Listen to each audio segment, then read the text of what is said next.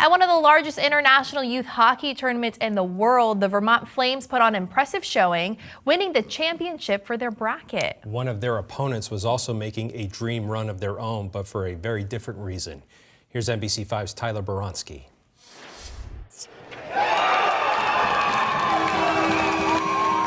For the Vermont Flames, there was a lot of celebrating like this after winning the championship in the AA bracket at the prestigious Quebec International Pee Wee Hockey Tournament.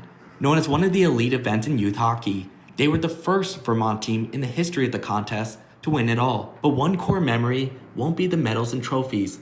Instead, the interactions with one of their opponents. After Vermont won their first matchup, they looked at the schedule to see who their next competitor would be. The answer, the Ukraine Team Select, made up of young refugees playing for something much bigger than themselves.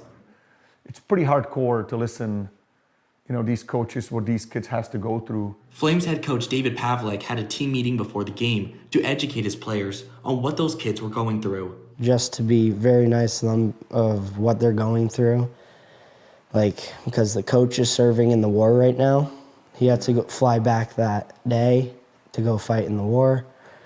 And it was really emotional for the Ukrainian kids and us. Then the game started. A lot of them were happy just to be there. It was hard fought until Kuba Pavlik got the game-winning goal to defeat Ukraine 2-1. But the feeling was bittersweet.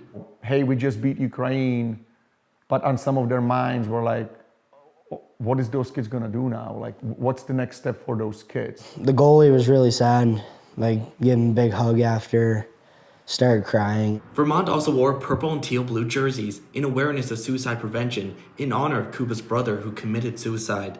Another example of putting things into perspective.